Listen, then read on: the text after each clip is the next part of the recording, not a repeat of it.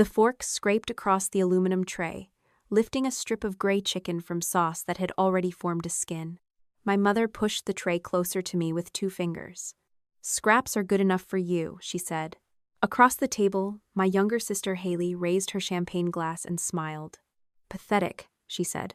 As always, the wedding band continued playing behind us. Guests laughed beneath chandeliers wrapped in white roses. A waiter passed carrying plates of herb-crusted salmon toward the tables beside ours, while the cold metal beneath my fingertips pulled the warmth from my skin. I did not touch the food.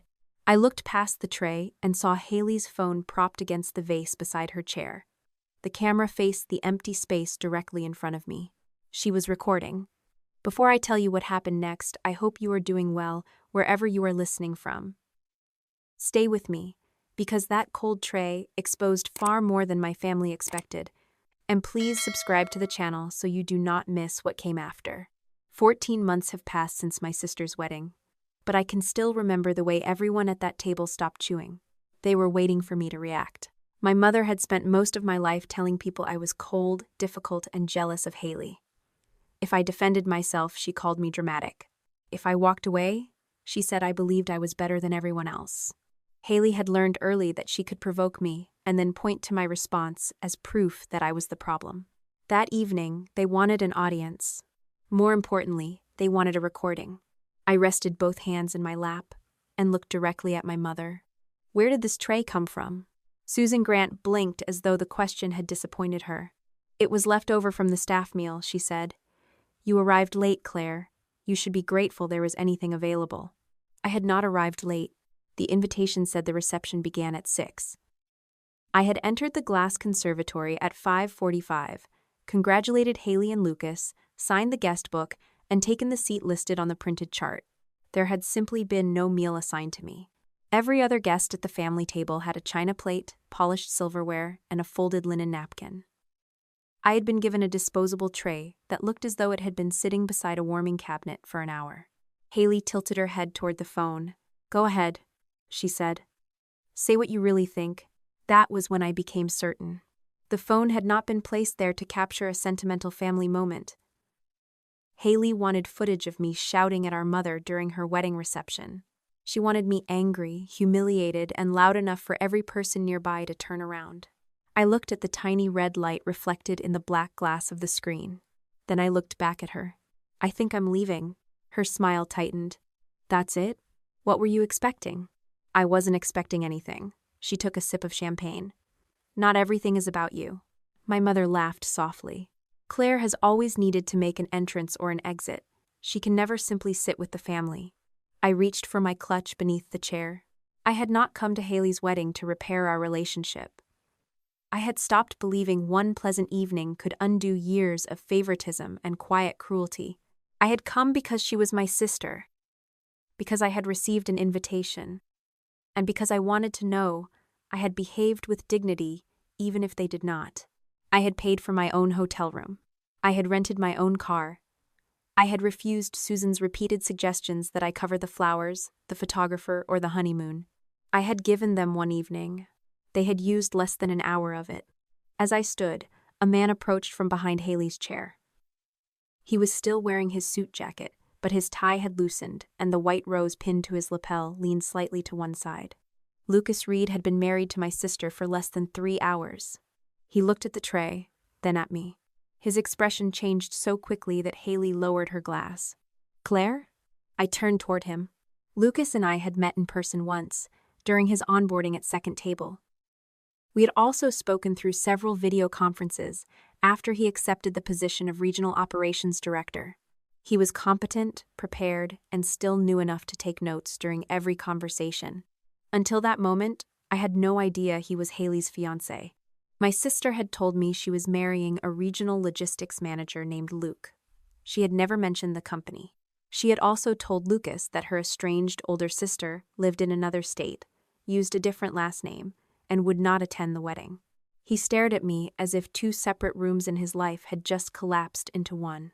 "Boss?" he said. "You're her sister?" Haley's face lost its color. A few guests at the next table turned toward us. Lucas looked from the china plates to the disposable tray in front of my chair. You gave my boss scraps? Lucas, lower your voice, Haley said. I'm asking what happened. Nothing happened. Claire arrived after dinner service, and Mom found something for her. I did not arrive late, I said. My mother stood and pressed one hand against the table. This is exactly what Claire does. She hides important things, and then waits for the moment when revealing them will embarrass everyone. I almost laughed at the accusation. Haley had hidden my identity from Lucas. She had separated me into two fictional women. The bitter sister she described at home, and the executive he reported to at work. Yet Susan had already found a way to call that my deception. I didn't know where Lucas worked, I said. Haley never told me. She shouldn't have to submit her husband's resume for your approval, Susan snapped. I didn't say she should. Lucas looked at Haley. You told me your sister was a freelance writer named Erin. Haley's eyes flicked toward the phone. It was still recording. Can we discuss this somewhere private? She reached for the device. As her hand passed over the vase, the tablecloth shifted. The cold tray slid toward the edge. I caught it before it fell. My thumb pressed against the underside, and a rectangle of paper scraped across my skin. I turned the tray over. A blue adhesive label had been stuck beneath the aluminum base. Most guests would have seen a meaningless line of letters and numbers. I saw a regional distribution code, a preparation date, and the abbreviated name of one of Second Table's partner facilities, NRCP, North River Community Pantry. My irritation disappeared. The music continued. Someone on the dance floor cheered as the bride's relatives gathered for a photograph. Haley and Susan were still arguing with Lucas, but their voices seemed farther away. I studied the label again.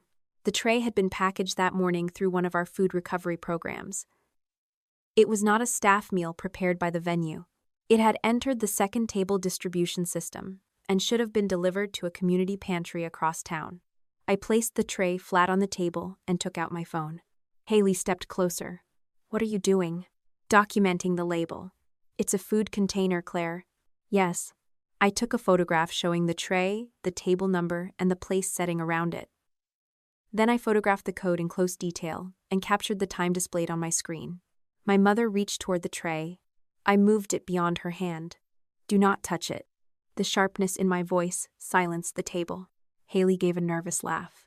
You are turning leftovers into evidence now? I don't know what they are yet. Lucas leaned over the label. His brow tightened. That is one of ours. Yes. He straightened and looked toward the service doors. I can call the warehouse. No. I slipped my phone back into my clutch. Do not contact anyone connected to the shipment. Do not delete any messages, emails, or files related to this wedding. Do not forward them to me. He looked confused. Why not? Because you are my employee, my sister is involved, and I have a conflict of interest. For the first time that evening, Haley looked frightened rather than embarrassed. Susan folded her arms. This is absurd. You are threatening your sister over a tray of cold chicken. I haven't threatened anyone. You are using your position to destroy her wedding. I am leaving her wedding. I turned toward the woman standing near the service entrance. Her name tag identified her as Elise Morgan, the venue manager. I asked her to witness where the tray had been found and arrange for it to be placed in a clean food storage bag without removing the label.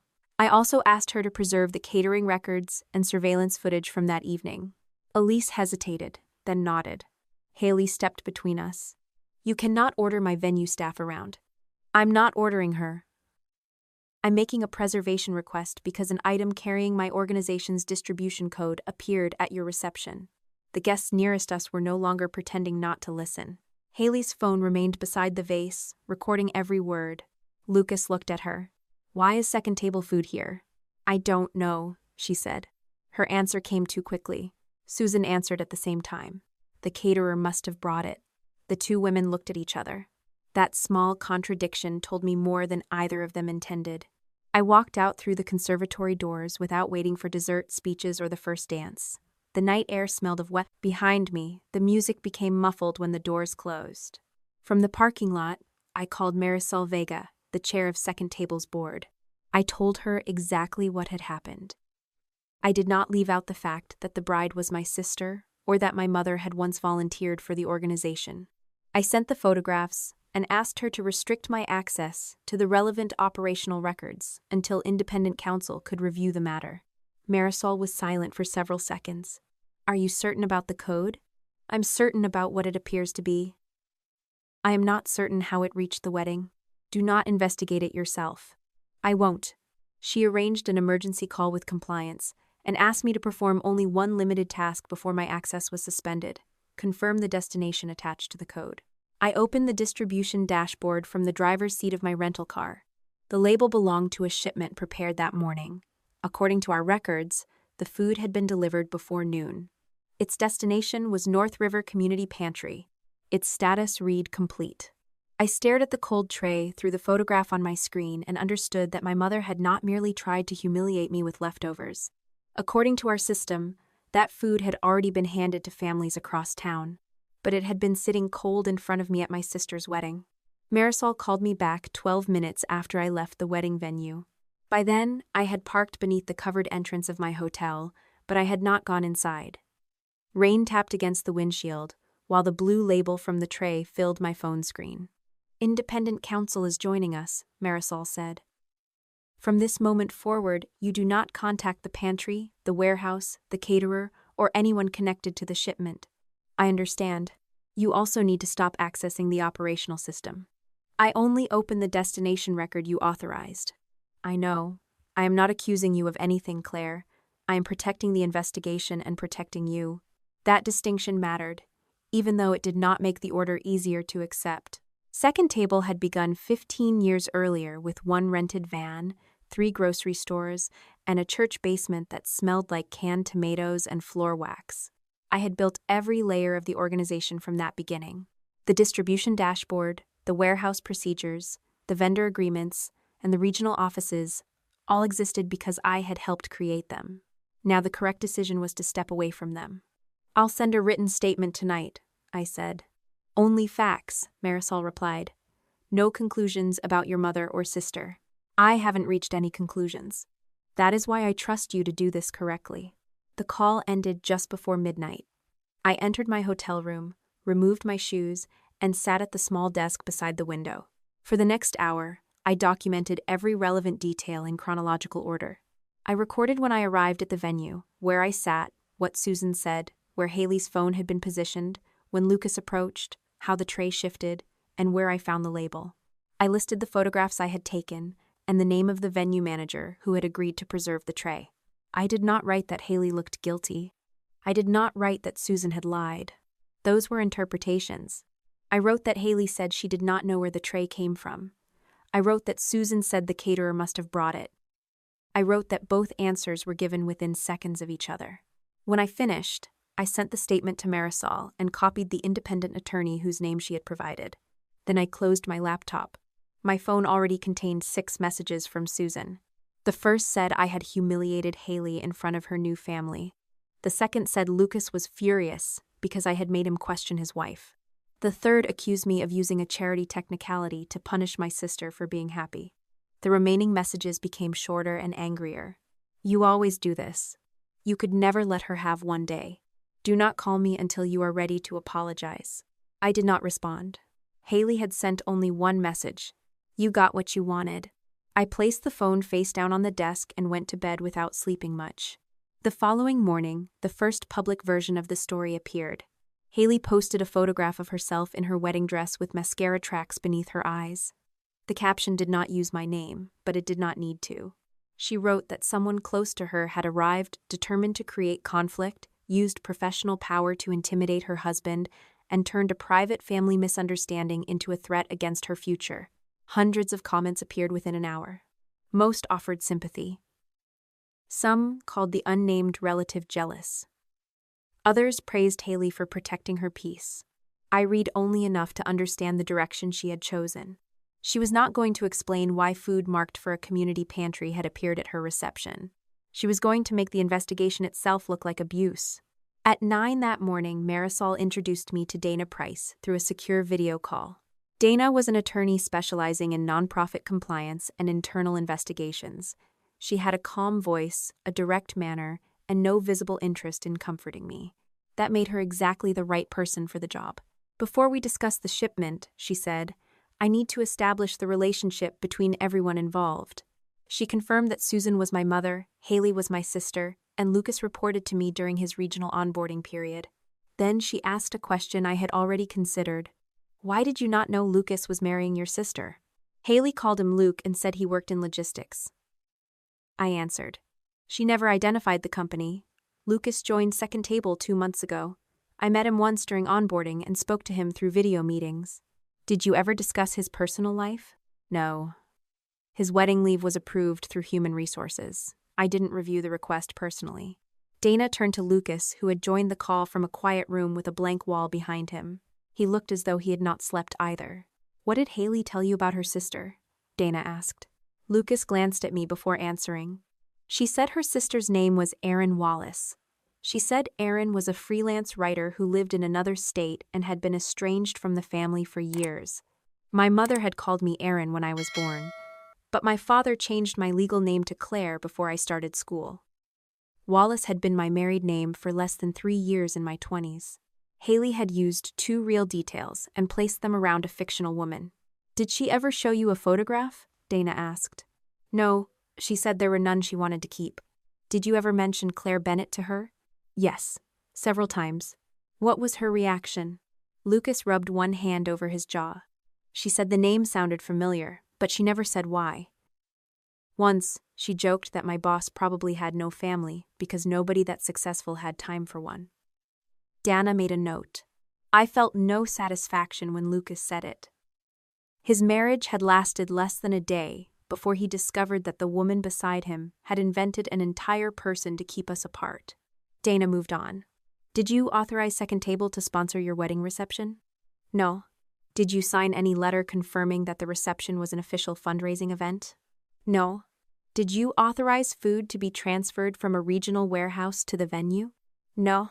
Have you deleted any messages, emails, photographs, or files since last night? No, Claire told me not to. Dana asked him to preserve his phone, laptop, cloud accounts, onboarding documents, and communications with Haley. She explained that he was not to send those files directly to me. Lucas nodded. I understand. Then Dana addressed me. You will not communicate privately with Mr. Reed about this matter. Any work decisions involving him will be handled by the board or another executive. Agreed. Even if he asks you for help. I understand. She studied me through the screen for a moment, as if testing whether I truly did. I did. Lucas was both my employee and my sister's husband. Even if he had been deceived, my involvement in decisions about his job could compromise the investigation and make every future conclusion look personal. Dana shared a document on the screen. It was a letter printed on Second Table letterhead. The letter described Haley and Lucas's wedding reception as a community fundraising event designed to raise awareness about food insecurity. It thanked participating vendors for donating goods and services and promised that unused food would be distributed through approved community partners. At the bottom was Lucas's signature. He leaned closer to his camera. That looks like mine. Is it yours? Dana asked. I didn't sign this. The signature was unusually clean, as if it had been placed rather than written. Dana opened a second document beside it. It was part of Lucas's onboarding packet. His signature appeared at the bottom of an employee acknowledgement form. The 2 images matched exactly. Not almost exactly. Every curve, hesitation, and angle was identical. A small gap in the final letter appeared in both versions. Someone copied it, Lucas said. That is the working hypothesis, Dana replied. We will confirm it through the original files. She did not declare forgery based on appearance alone. She requested the source document, creation history, email headers, and vendor copies. The process was slower than accusation. It was also stronger. Next, Dana displayed the email address that had sent the sponsorship letter. At first glance, it looked official because it had been sent through a legacy Second Table vendor mailbox that should have been disabled. The sender's name was Community Partnerships, and the signature block contained Second Table's logo, address, and tax information. The mailbox no longer appeared on our active account list, but it could still authenticate through the old vendor portal. Who had access to old vendor materials? Dana asked. Several employees in the early years, I said. We did not have a centralized platform then. Did either member of your family ever assist? I knew where the question was going. My mother volunteered during our first expansion. She helped contact restaurants and local suppliers. She used a vendor portal and a shared email account. When did that end? About 4 years ago. Were her credentials formally revoked? I submitted the request. That was not my question. I held her gaze through the screen. I do not know whether every linked account was disabled. The admission tasted worse than any accusation Susan had sent me. I had trusted an old administrative request to close a door connected to my family. I had never gone back to test the lock. Dana did not soften her voice. We will determine what remained active and who used it. Until then, you should not speculate. I won't. After the call, Marisol asked me to remain online. You did the right thing by disclosing that, she said. I should have verified it years ago. Yes. Her honesty hurt, but I respected it. A failure to confirm account closure is a governance issue, she continued. It is not the same as diverting food or creating false documents. Do not combine those things in your mind. I'm responsible for the weakness. You are responsible for helping us correct it. The person who exploited it is responsible for the exploitation. I wrote that sentence down after the call ended. For most of my life, Susan had taught me to absorb responsibility until nobody else had to carry any. If Haley lied, I should have been more understanding. If she took something, I should have been more generous. If she humiliated me, I should have been mature enough not to react. That pattern could not enter the investigation with me. I could admit my failure without adopting theirs. Late that afternoon, Dana called again. The venue had provided the original sponsorship email with its full headers. Those headers confirmed that it had been sent through the legacy vendor mailbox once assigned to Susan, not through any active second table account. The account had not been dormant. Someone had accessed it repeatedly during the weeks before the wedding. Dana was careful with her words. This does not yet prove who was sitting at the device, she said, but the credentials used were still registered under Susan Grant's name. I looked toward the dark hotel window, where my reflection hovered over the city lights. The cold tray had carried my organization's label. The false sponsorship letter carried Lucas's copied signature. Now the account that sent it carried my mother's name. By the third morning after the wedding, North River Community Pantry had confirmed that the shipment listed as complete had never arrived in full. Dana delivered the news during a secure call with Marisol and me. The pantry received 36 boxes, she said. The warehouse record shows 72. I stared at the number on the screen. Half the shipment was missing. North River served families from 3 neighborhoods where grocery stores had closed or reduced their hours. People did not arrive there because they wanted free food. Many came after working full shifts, caring for elderly parents, or stretching one paycheck across rent, medicine, and utilities. The pantry manager had expected enough food to remain open until 6 that evening. Instead, they had placed a sign on the door shortly after 4. No more boxes today. Several families had already been waiting when the sign went up. I need to call the manager, I said. Dana shook her head. Not yet. I should apologize. You are the founder of the organization under review, and your mother and sister may be involved. Any direct conversation could affect a witness's memory or make it appear that you are shaping the account. I'm not trying to shape anything. I know, that does not change how it could look. I leaned back in my chair and forced myself to accept the answer. My instinct was always to repair the immediate damage. When a delivery failed, I found another truck. When a freezer broke, I located temporary storage. When a donor withdrew, I adjusted the budget before anyone missed a meal.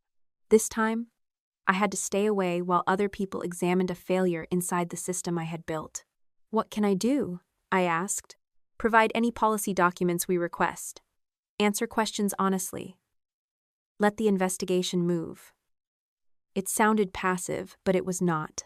Restraint required more discipline than control.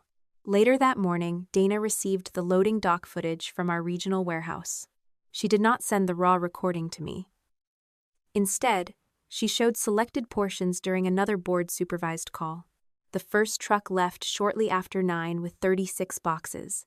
Its driver scanned the shipment at North River, and the pantry confirmed receipt. The second half remained on the loading dock for another 40 minutes. Then a white catering van backed into the bay. The logo on its side belonged to the company that had catered Haley's wedding. 2 warehouse workers moved the remaining boxes into the van. One of them checked a printed transfer order before closing the rear doors. "Who authorized the release?" Marisol asked. Dana brought up the electronic record. The request had been submitted through the same old vendor account linked to Susan. It stated that the food was being redirected to an approved fundraising reception, after which unused portions would be delivered to a community partner. The receiving location was Haley's wedding venue. "That explains how the tray reached the reception," I said. "It explains the route," Dana corrected. "It does not yet establish who entered the request or what every person involved understood." She was right to keep separating fact from conclusion. The warehouse workers might have believed the order was legitimate. The caterer might have thought they were collecting food for an official second table event. Even the venue could have accepted the paperwork without knowing it was false. The people who created the paperwork were another matter. Before the call ended, Dana asked whether I recognized the language in the transfer request. I read it twice. The phrasing was familiar, but not because I had written it. It resembled old outreach templates from second table's first years, when Susan still volunteered. The document used expressions we had removed from official materials long ago. It referred to recipients as the less fortunate. Language our communications team had stopped using because it reduced people to their circumstances. Susan had always liked the phrase. She believed charity required a visible difference between the person giving and the person receiving. I told Dana that, then immediately added that my memory was not proof. She noted it without comment. While the investigators followed the shipment, Haley began building a different story online. She posted a short video from the reception. It began with me standing beside the table and ended moments after Lucas recognized me. The clip did not show Susan placing the cold tray in front of me. It did not include Haley calling me pathetic. It did not show the blue label beneath the container. It showed only the part that made me appear powerful. Lucas asked why his wife had served scraps to his boss. I photographed the tray. I asked the venue manager to preserve records. Then I walked out. Haley added text across the video. "When your sister uses her corporate title to hijack your wedding." By lunch, the clip had spread beyond her followers. Strangers accused me of threatening a bride over a meal. Some said I had probably arranged the entire confrontation to humiliate Haley. Others called me the type of boss who expected employees to treat her like royalty outside work. Our communications director, Simone, sent me a proposed response. It was professional and restrained. It explained that Second Table was reviewing an irregularity involving food distribution and that no employment decisions had been made regarding Lucas. I approved the organizational statement. Then Simone asked whether I wanted to issue a personal one. No. Haley's version is gaining attention. An incomplete video is not corrected by another incomplete statement. She is defining you before the facts are public. I know. It was difficult to watch a lie move faster than an investigation. Haley understood that speed favored emotion. A crying bride could reach thousands of people before an auditor verified one document. But if I used Second Table's platform to defend myself, she could claim I had turned a nonprofit into a weapon against my family. I refused to give her that. The organization released only the necessary statement. No names, no accusations, no references to the wedding beyond confirmation that an inquiry was underway. Haley responded by posting that certain people were hiding behind lawyers. I closed the page and returned to the governance documents Dana had requested. That afternoon, the catering company's owner agreed to an interview. Her name was Denise Porter. She had operated Porter events for nearly 20 years and had donated services to legitimate Second Table fundraisers before. According to Denise, Susan contacted her 6 weeks before the wedding. Susan introduced herself as an early Second Table volunteer who still handled special community partnerships. She said Haley and Lucas's reception would double as a fundraising event focused on food insecurity. Denise received the false sponsorship letter bearing Lucas's copied signature. She also received a transfer authorization for the food. Did she speak directly with Haley? Dana asked during the recorded interview. Several times, Denise answered. Haley approved the menu and the social media language. She said the wedding would show people that luxury and generosity could exist together. I closed my eyes briefly. That sentence sounded exactly like my sister. Did anyone tell you that the food had originally been allocated to North River Pantry? Dana continued. No. We were told it was excess inventory approved for event use. Who directed your driver to collect it? Susan. Who decided what would happen to the unused portion after the reception? Denise paused. Haley did. The next part of her account changed the direction of the investigation. Porter Events had not used all the recovered food. Some trays remained sealed in temperature-controlled storage after the reception. Denise said she expected them to be delivered to North River the following morning. Instead, Haley sent new instructions. She told the catering staff that another community partner had agreed to take the food. She provided an address for a discount restaurant on the south side of the city. Did the restaurant sign a donation receipt? Dana asked. No.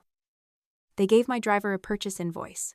Denise had questioned it, but Haley told her the restaurant was making a contribution in exchange for the food and that Second Table had approved the arrangement. The catering company still had the invoice. Dana obtained it before the end of the day. The document listed multiple sealed food trays, packaged produce, and refrigerated items. The amount was far below normal wholesale value, but it was not a donation. The restaurant had purchased food that had already been donated to Second Table. The payment had not gone to the pantry. It had not gone to the catering company. It had not gone to Second Table. The recipient was a limited liability company called HG Social.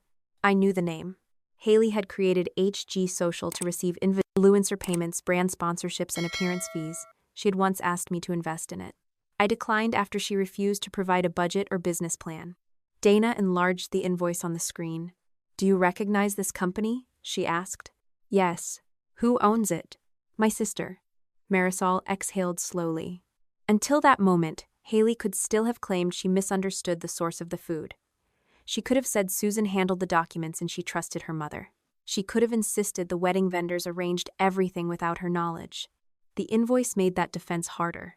Someone had taken food intended for a pantry, used part of it to support Haley's wedding, then sold the remainder. The money went directly into her business. Dana reminded us that an invoice alone did not prove who arranged the transaction or who ultimately controlled the funds. Bank records and communications would still need to be obtained through the proper process. But the question had changed. We were no longer asking only how a cold tray reached my sister's wedding. We were asking how many people had profited before it reached my table. Dana placed the invoice beside the photograph I had taken at the reception. The blue label matched the shipment record. The loading dock footage showed the route. The caterer explained the collection. The restaurant documented the sale. At the bottom of the invoice, beneath the list of food that should never have been sold, was the payment recipient. HG Social LLC, my sister's company. 3 weeks after Haley's wedding, Dana showed me a preliminary reconstruction built from records voluntarily supplied by the restaurant and wedding vendors, together with a payment confirmation retained in the legacy vendor mailbox. The discount restaurant had transferred $9,400 to HG Social for food it believed Second Table had authorized for resale. Within 48 hours, Haley's photographer and dress boutique each received payments identified as coming from the same company. Another confirmation showed $2,700 sent to an account bearing Susan's name. The transfer description read Community Coordination. The investigators could not yet confirm what happened to the remaining money. That would require private banking records, obtained through the proper legal process. I stared at those 2 words until they stopped looking like language. My mother had not been paid for moving boxes or arranging deliveries. She had been paid for helping turn stolen charity resources into a wedding benefit. Dana kept her voice neutral. We cannot assume the description reflects the actual purpose of the transfer. It is only the label entered by the sender. Haley entered it? The transfer originated from HG Social. We are still waiting for records showing which device authorized it. I nodded. By then, I had learned to separate what seemed obvious from what we could prove. That discipline did not make the evidence less painful. It simply prevented pain from becoming an argument. Dana opened another file. The invoice from the restaurant was not the first transaction tied to HG Social. It was only the first one connected directly to the wedding shipment. Over the previous 18 months, investigators had linked HG Social to at least 3 earlier events promoted as charitable partnerships, although the complete flow of money would not be confirmed until authorities obtained the relevant financial records. The first was her bridal shower.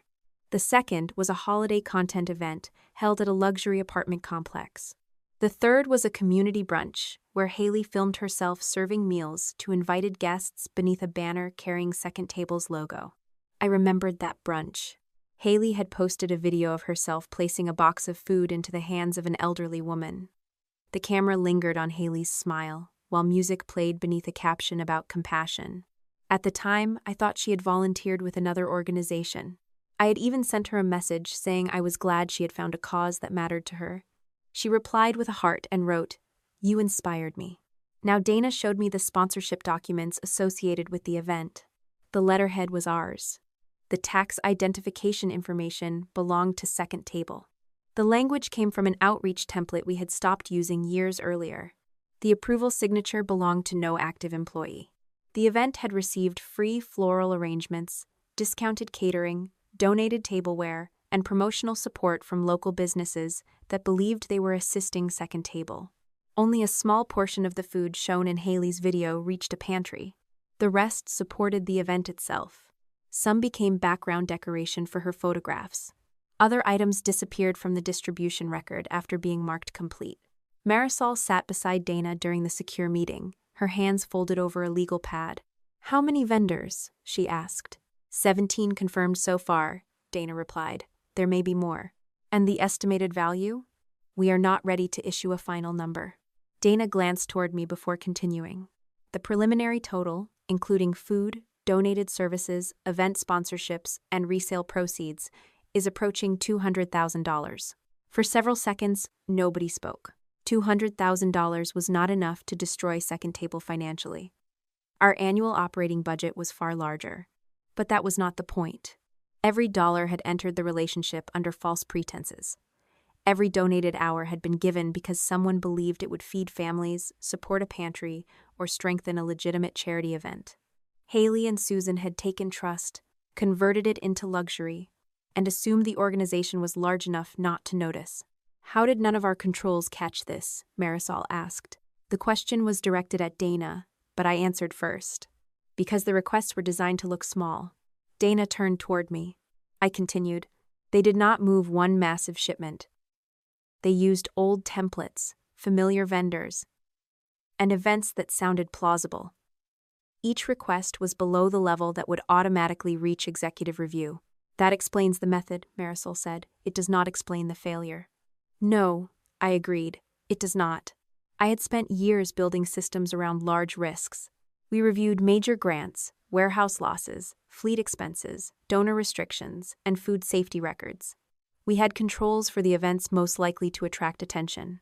Susan and Haley had exploited the spaces between them. They used old relationships that still felt trustworthy. They requested goods in quantities that looked ordinary. They relied on vendors who remembered Susan from the years when she genuinely volunteered. The weakness was not that we had no rules. It was that our rules assumed anyone using those small doors belonged there. Dana displayed an access history from the old vendor portal. The account registered to Susan had not remained continuously active. It had been reactivated through a password reset 18 months before the wedding. The reset link had gone to an email address Susan still controlled. After that, the account accessed contact lists, letter templates, historical vendor agreements, and distribution request forms. It could not move money from Second Table's bank accounts. It could not alter payroll or approve major warehouse releases. But it could create enough official-looking documentation to persuade people outside the organization. Susan had not needed complete control. She only needed the appearance of authority. The access pattern matched the events connected to Haley. Logins appeared before the bridal shower, the holiday event, the community brunch, and the wedding. A second set of files showed communication between Haley and several vendors. She approved menus, discussed social media placement, negotiated how often Second Table's name would appear, and asked whether donated items could be counted as charitable contributions for publicity purposes. Susan handled the paperwork. Haley handled the performance. They had divided the work according to their strengths. My mother knew how institutions sounded. My sister knew how generosity looked on camera. Neither of them expected anyone to compare the image with the records. Dana explained that the evidence still required outside verification. Vendors needed to authenticate emails. Device information had to be reviewed. Banking records had to be obtained through appropriate legal channels. She spoke carefully because the investigation was no longer limited to one missing shipment. The board had to consider whether the matter should be referred to law enforcement, insurers, state charity regulators, or all three. Before that decision, the board needed to examine my role. The governance review took place 2 days later.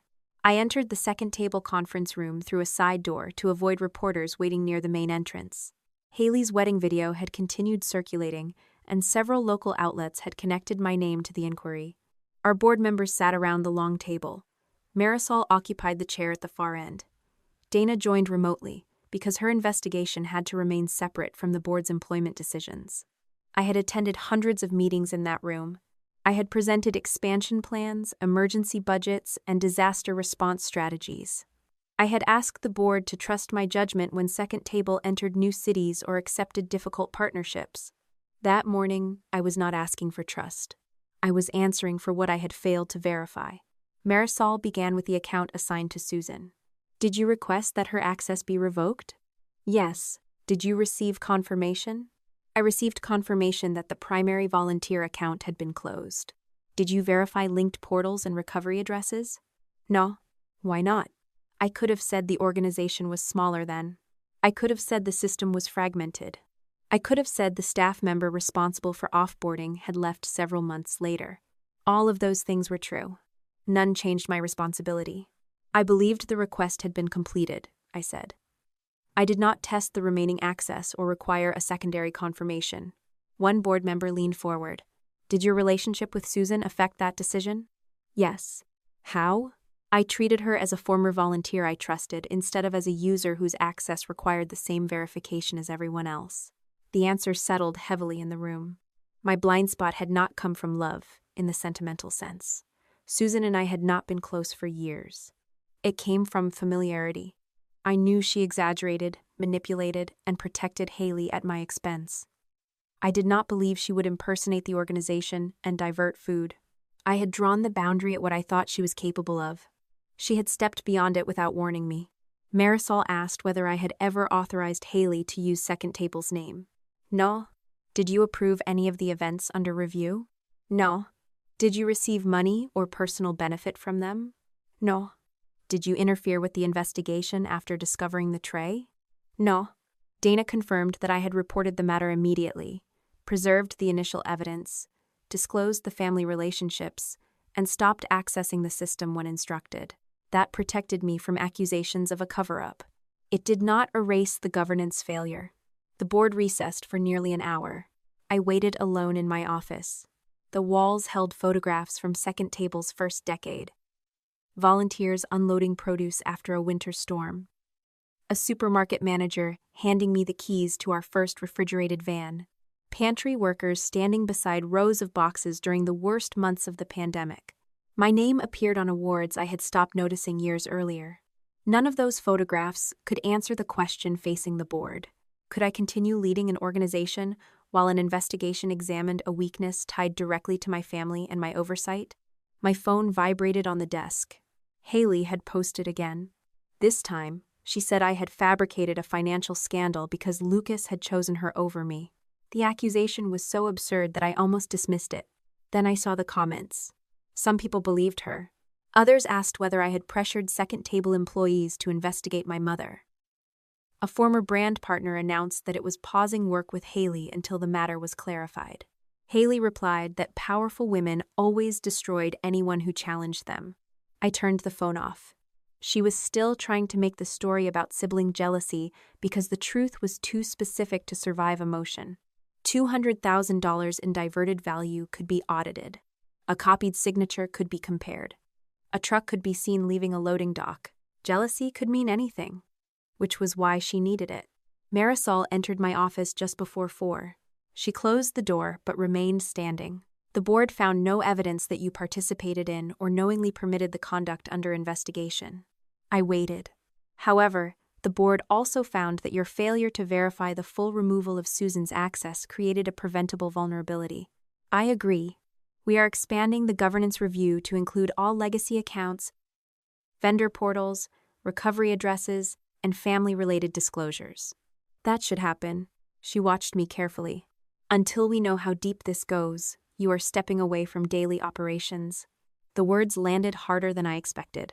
I had prepared myself for criticism, outside supervision, and mandatory changes.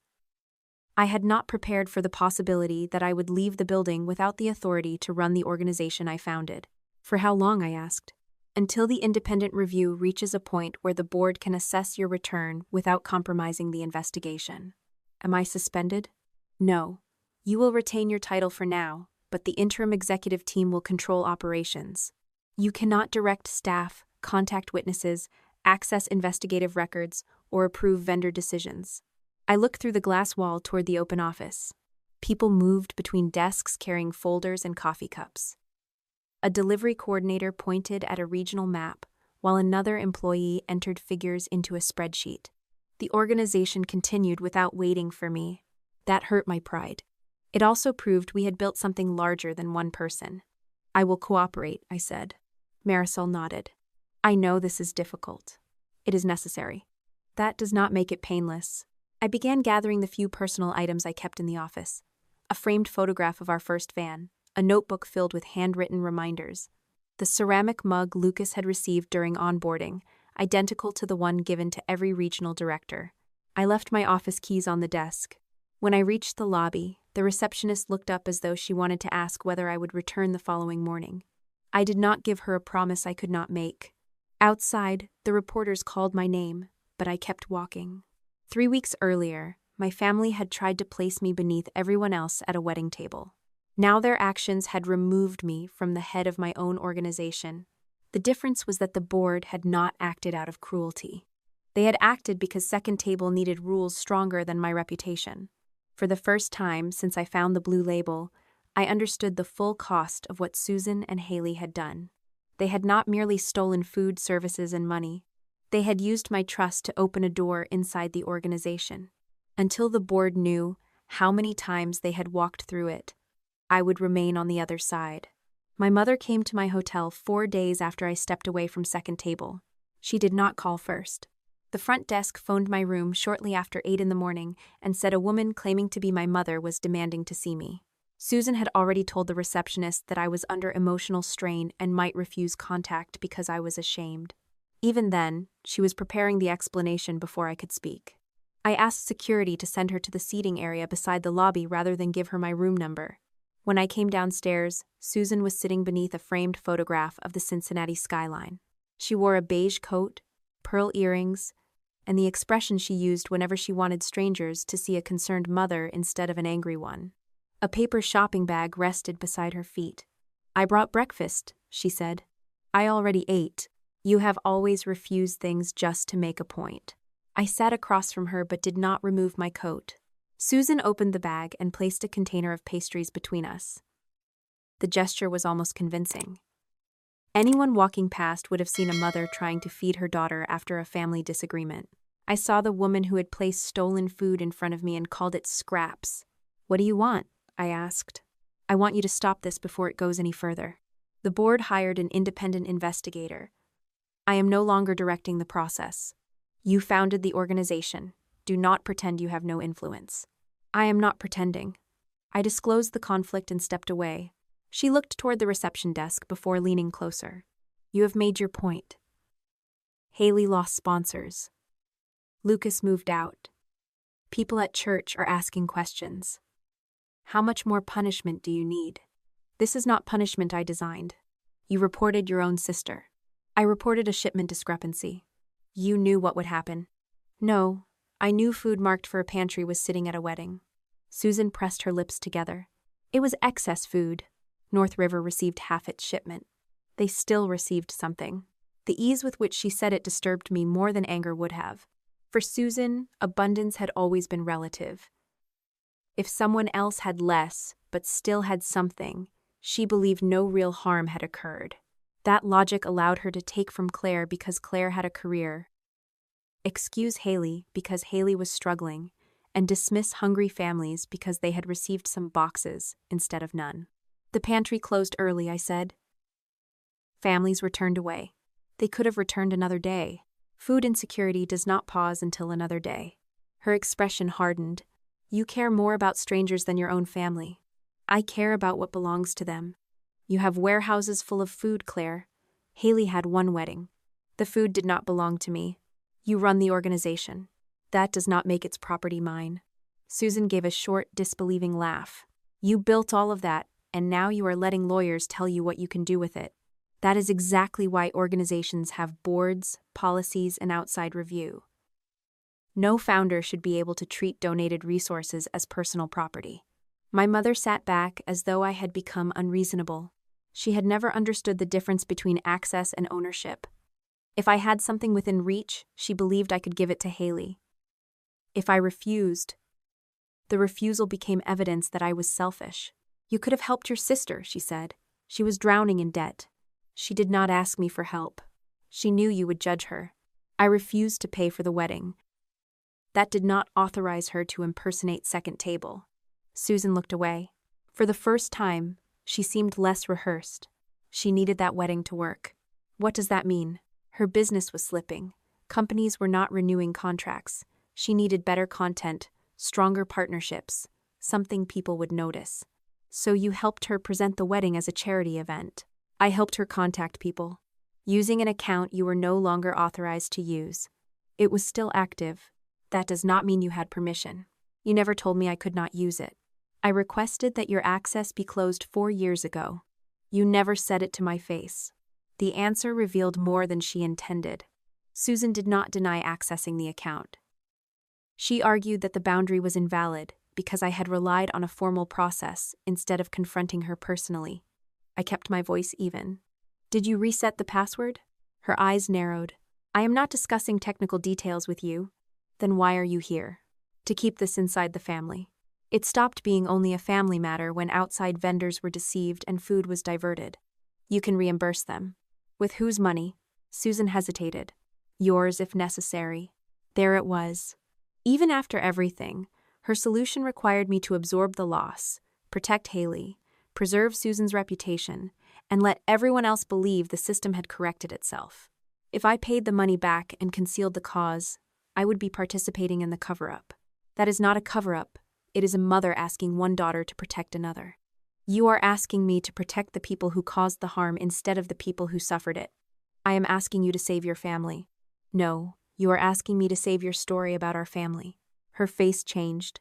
For years, Susan had told everyone that Haley was warm, generous, and sensitive, while I was ambitious, cold, and difficult. Every act of favoritism depended on those roles remaining fixed. If Haley had deliberately used a charity to fund her wedding, Susan's story collapsed.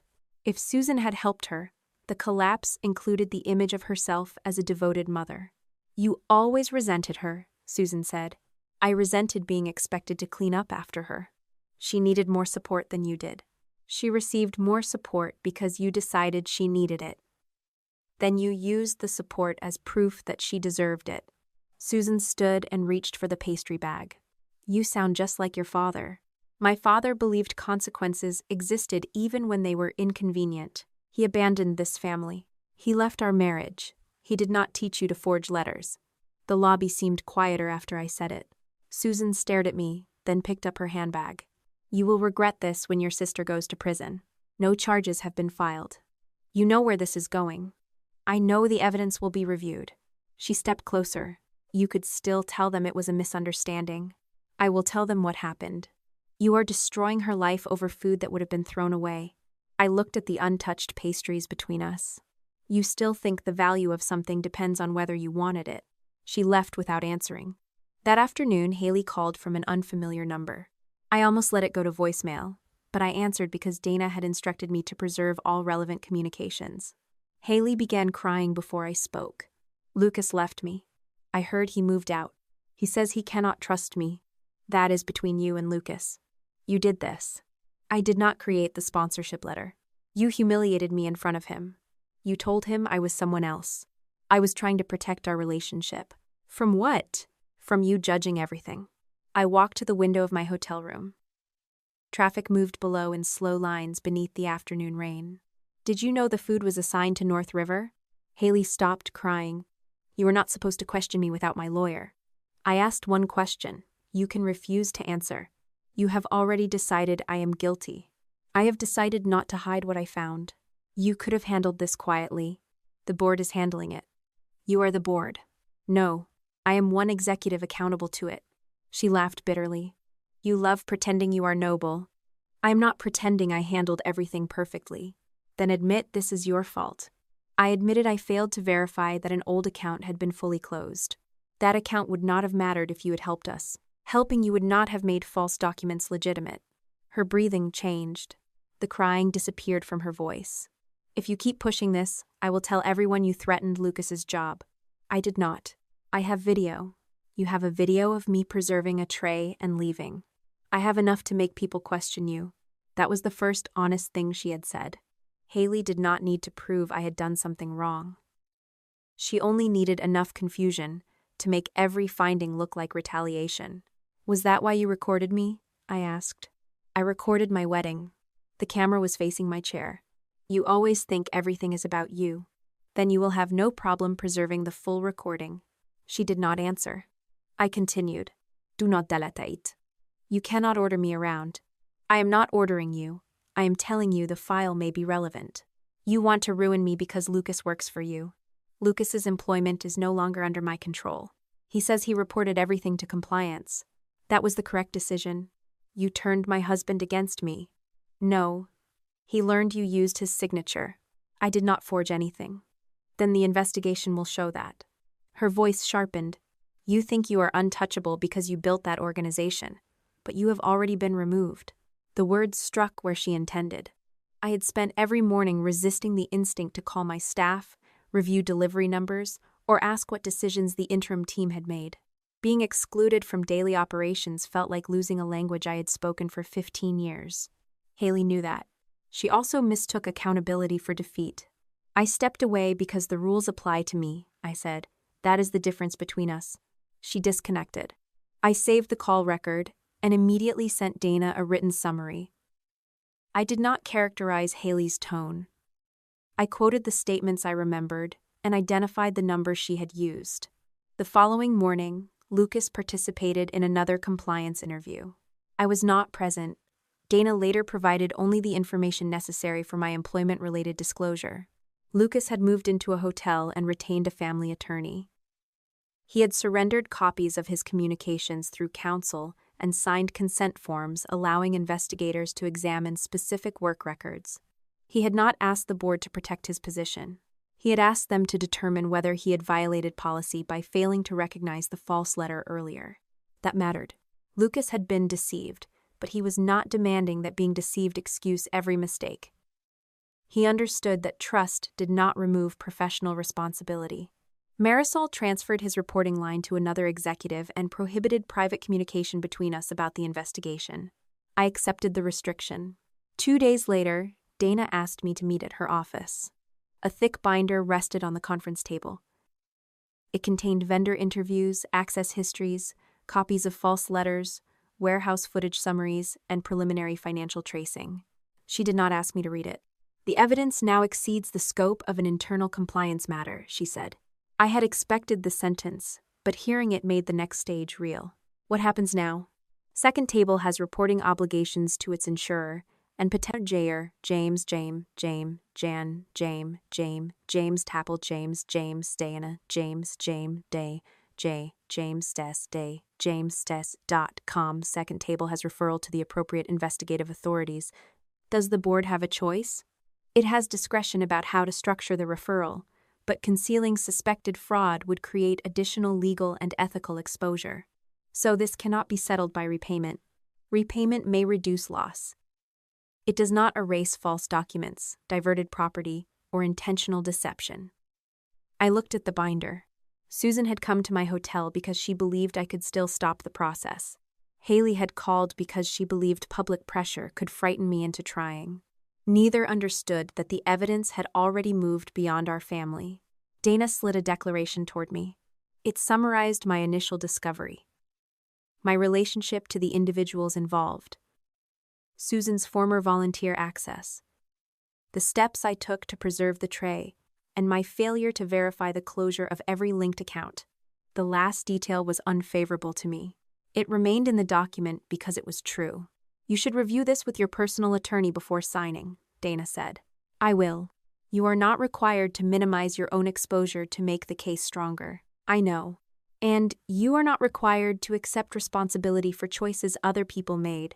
I read the declaration twice with counsel later that day. We corrected one date and clarified that I had received confirmation about the primary account, though not the linked portal. We did not remove the failure. I signed the final version the next morning. My signature did not accuse Susan or Haley of a crime. It confirmed the facts I knew and the weakness I had failed to catch. That was enough. By the end of the week, Dana informed me that the referral package had been delivered. Once it left her office, the investigation no longer belonged to Second Table, the board, or me. My mother and sister would not be dealing with a daughter they could guilt or a sister they could provoke. They would be dealing with the state. The investigation had been outside Second Table's control for nearly 3 weeks when Dana asked me to return to her office. She did not tell me why over the phone. She only said the investigators had recovered material that directly concerned the confrontation at Haley's wedding. By then, I had learned not to fill silence with theories. I arrived 10 minutes early and waited in the same conference room where I had signed my declaration. The thick binder from our previous meeting was gone. In its place sat a closed laptop, a yellow legal pad, and a small speaker. Dana entered with an attorney representing Second Table's board. Neither woman offered coffee or casual conversation. This meeting is limited to information you are entitled to receive as a witness and affected executive, Dana said. You will not be given unrestricted access to Haley's device or personal accounts. I understand. The material was preserved through the proper legal process. It was not obtained by Lucas, by Second Table staff, or by you. That distinction mattered. Haley had accused me publicly of using my position to search her private life. If the evidence had passed through my hands improperly, even accurate information could have been weakened. Dana opened the laptop. Before we begin, I need to ask whether Lucas ever told you that Haley had been describing you to him before the wedding. He said she told him I was estranged from the family and used another name. Did he mention anything about your behavior? Only that she had described me as difficult. Dana turned the screen toward me. The first material did not come from Haley's phone. It came from messages Lucas had preserved and provided through his attorney. For months before the wedding, Haley had been sending him stories about me. In one message, she claimed I had ruined a family Thanksgiving by screaming at Susan over a seating arrangement. I remembered that Thanksgiving. Susan had invited Haley's friends, filled every bedroom, then informed me I would be sleeping on the living room sofa despite having paid for most of the groceries. I booked a hotel and left before dinner. I had not screamed. In another message, Haley said I once threatened to destroy her career because she borrowed a dress. The actual argument had been about her taking my company credit card from my purse and using it for a shopping trip. Again, I had not threatened her career. I had canceled the card. The messages followed the same pattern. Haley removed the action that caused the conflict and preserved only my boundary afterward. To Lucas, I became a woman who overreacted without cause. I read several messages before pushing the laptop slightly away. How much of this did he believe? Lucas told investigators he believed there was probably exaggeration on both sides, Dana said. He also admitted that Haley's descriptions influenced expectations before the wedding. That answer was more honest than flattering. Lucas had not known me personally. He had accepted enough of Haley's version to avoid asking questions. I did not need him to pretend otherwise now. Dana opened a transcript from his interview. Lucas described how Haley reacted whenever he mentioned my work. She changed the subject, mocked nonprofit executives, or suggested I was the kind of leader who treated employees like servants. He also admitted something that explained why the scene at the table had shocked him so deeply. During one of our work meetings, I had refused a hotel upgrade because the cost could not be justified under travel policy. Lucas had told Haley afterward that his boss was stricter with herself than with anyone else. Haley replied that people like me performed humility when others were watching.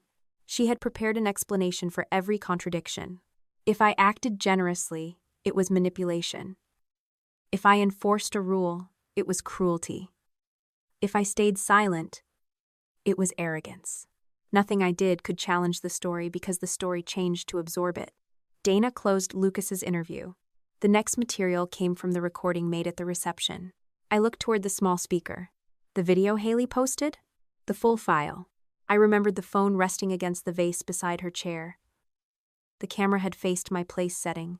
Haley wanted my reaction in the center of the frame. What did she preserve? I asked. More than she intended? Dana explained that Haley had started recording before I reached the table. She had been adjusting the angle and testing whether my chair remained visible when guests moved behind it. The phone sat less than 3 feet from where she and Susan were standing. Their voices were not studio quality, but they were clear enough to distinguish after investigators compared them with other verified recordings. The file had automatically synchronized to cloud storage before Haley posted the shortened clip. Even after the original was later removed from the phone, the earlier version remained preserved in the account history. Dana did not say who deleted it or when. That question was still being examined. She pressed a key. At first, I heard wedding music, silverware, and chairs moving across the floor. Then Haley's voice came through the speaker. Move it closer. I want her face when she sees the tray. Susan answered from nearby. Do not make it obvious. She will be too busy staring at the food. There was a brief scraping sound as the phone shifted against the vase. Haley spoke again. She'll either eat it and look pathetic, or explode and prove everything I told Lucas. My mother laughed softly. If she starts shouting, let her finish. Do not interrupt her too soon. What if she notices the label? She won't. Claire never looks at anything once she decides she's offended. The recording continued. Haley asked whether the caterer had removed the other marked containers from the family table. Susan said they had been moved into the service area. Then my mother added the sentence that changed the meaning of the entire confrontation. If she starts asking questions later, nobody will believe her. They'll think she is trying to punish you for the wedding. Dana stopped the audio. The room was silent, except for the low hum of the ventilation system. I kept both hands flat on the table. For most of my life, Susan and Haley had told me that my reactions were the problem.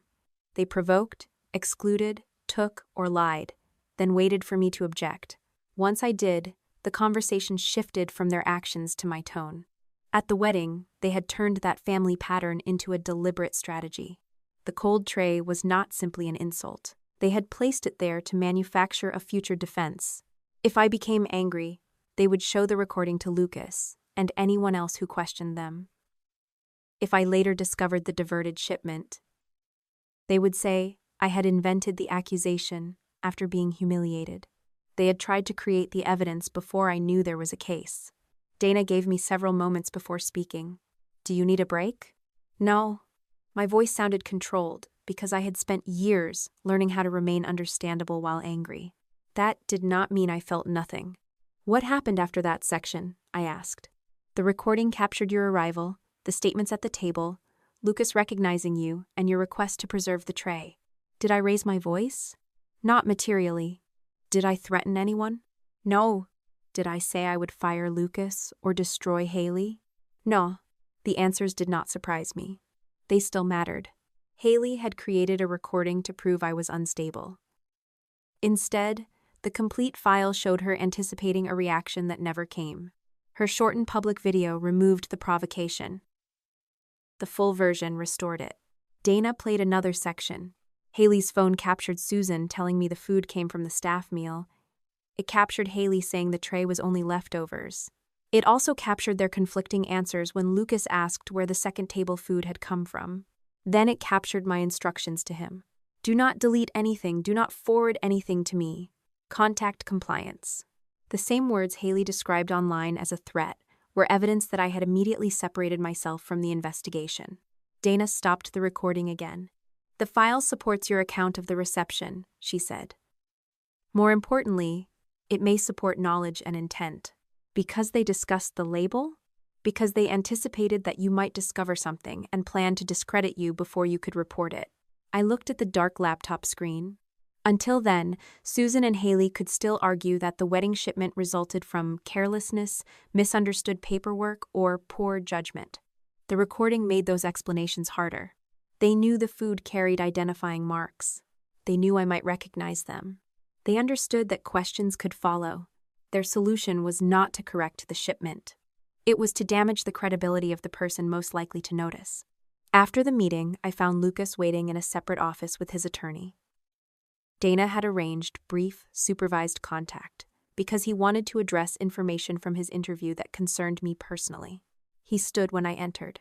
"I owe you an apology," he said. His attorney remained in the room, and Dana stayed near the door. "You owe the investigators a complete account," I replied. "I gave them one." "Then keep doing that." Lucas looked tired. His wedding ring was gone, though the pale line remained on his finger. "I let Haley tell me who you were before I knew you." "Yes." "I should have questioned it." "Yes." He appeared surprised that I did not soften the answer. I was not interested in punishing him, but I would not erase his responsibility to make him feel better. "Being deceived does not make you guilty of what she did," I said. "It also does not mean you learned nothing from choosing the easier version of someone you had never met." He nodded. "I understand. Then tell the truth even when it makes you look naive." "I will." That was all I needed from him. I did not ask about his marriage, his hotel, or whether he still loved Haley. Those questions belonged to his private life and his attorney. When I returned to my hotel, I opened the written statement I had prepared after the wedding. Every fact remained accurate. I had not known Haley's phone had already recorded her plan. I had not needed that knowledge to make the correct decision. I had seen the label, protected the tray, disclosed my conflict, and stepped away. For years, I believed my greatest weakness was waiting too long before speaking. The recording showed something more complicated. Susan and Haley depended on that delay. They expected me to endure the first insult, then react only after the pressure became unbearable. By then, they could point to my anger instead of their conduct. At the wedding, I had broken the pattern before they could complete it. I left. I documented what I saw. I called the board. I refused to investigate my own family. Their trap failed because I did not give them the performance they had prepared to use against me. Dana called again that evening. "The recording has been added to the referral package," she said. "Investigators will determine its legal significance." "What is your assessment?" She paused before answering. "It changes the context. This is no longer only evidence that resources were diverted. It is evidence that the people involved may have anticipated discovery and planned to undermine the person who could report it. The cold tray had shown where the food went. The invoices had shown who received the money. The recording showed why my mother and sister had tried so hard to make me look unstable before I asked a single question. They had not been protecting a wedding. They had been preparing their cover story. Nearly 6 months after Haley's wedding, the charges were finally filed. By then, investigators had spent weeks interviewing vendors, confirming bank transfers, examining account access records, and comparing the false documents with the originals stored by Second Table. There was no dramatic raid. No officers appeared at Susan's house before sunrise. No one dragged Haley from a restaurant while cameras followed. Their attorneys were notified first. Arrangements were made for both women to surrender at the courthouse on a Monday morning. I learned about it from Dana the Friday before. "The prosecutor has authorized charges against Haley and Susan," she said. "Their attorneys have agreed to bring them in voluntarily." "What are they being charged with?" Dana gave me only the information that had already become part of the public record.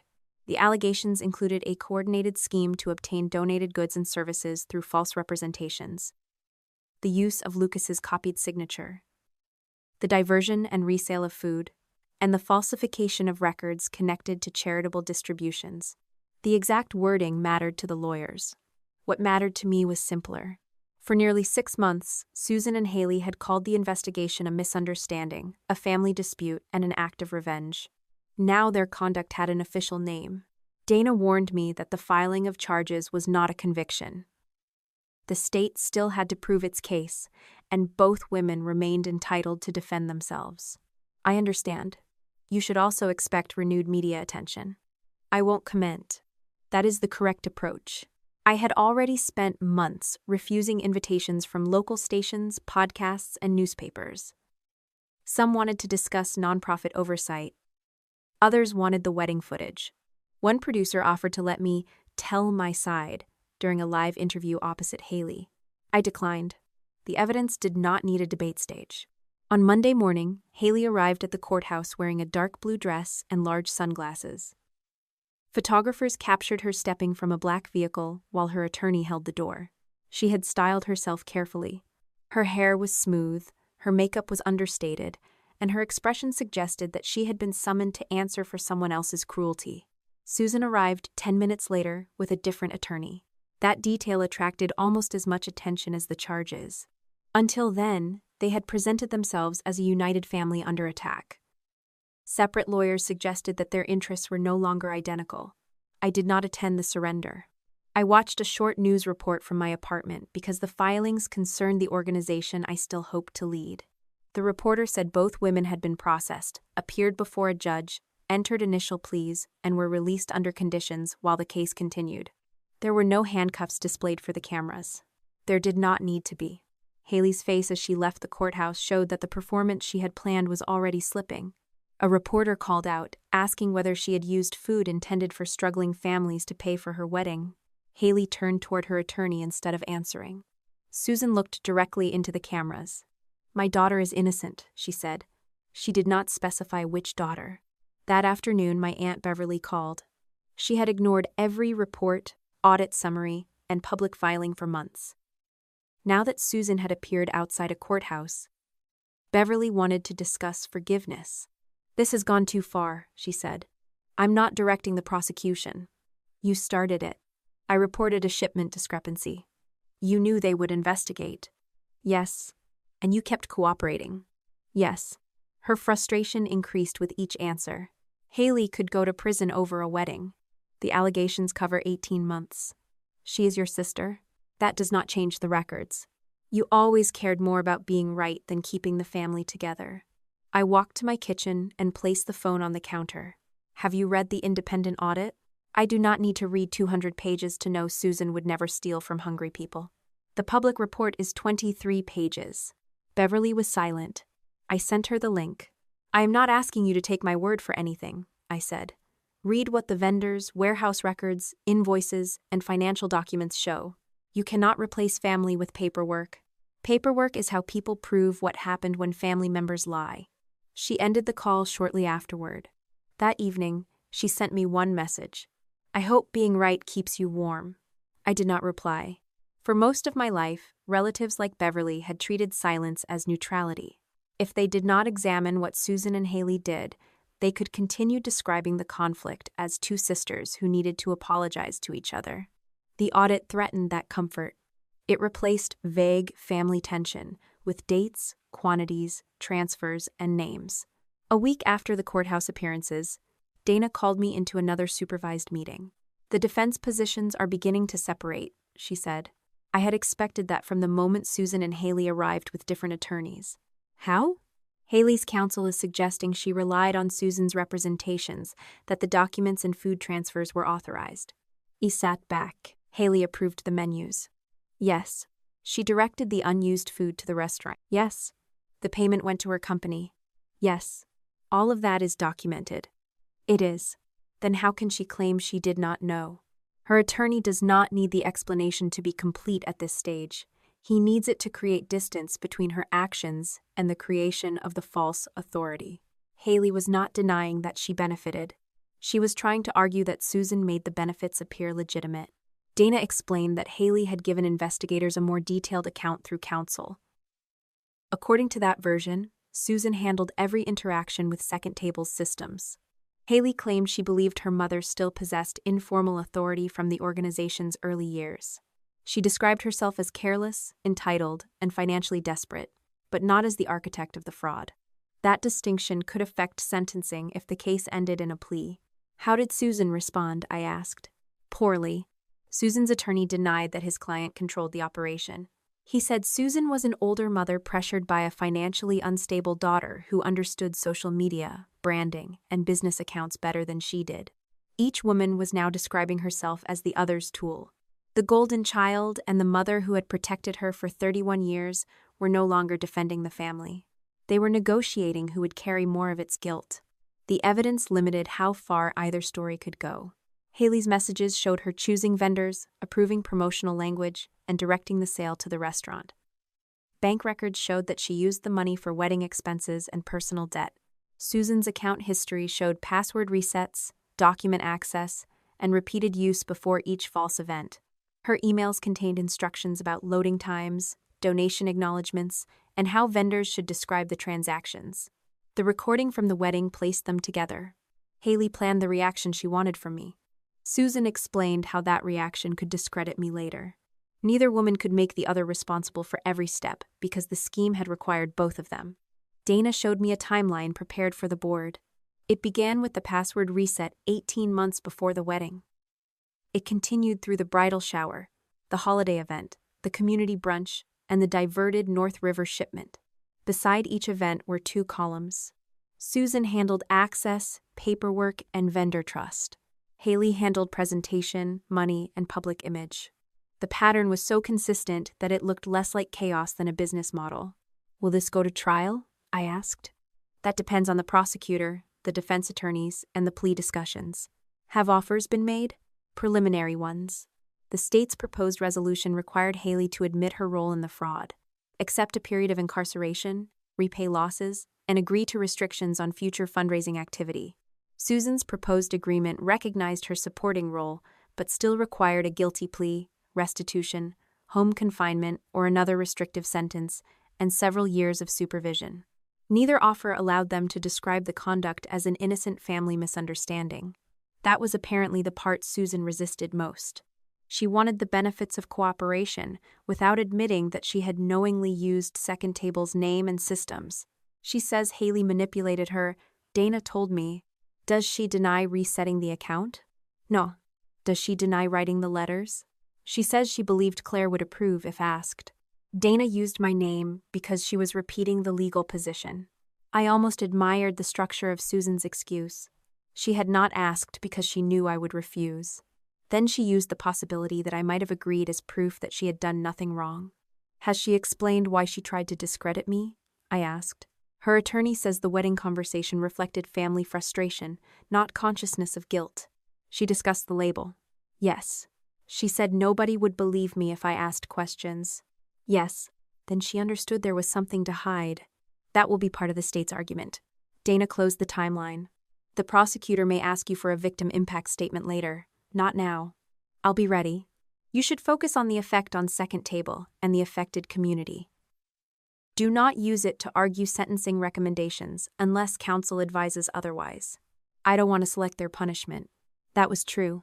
I wanted the court to see the evidence and impose consequences that matched it. I did not need to become the person deciding how many months Haley lost or how restricted Susan's life became. My role was to tell the truth without shrinking it. 2 weeks later, Haley accepted the plea agreement in principle.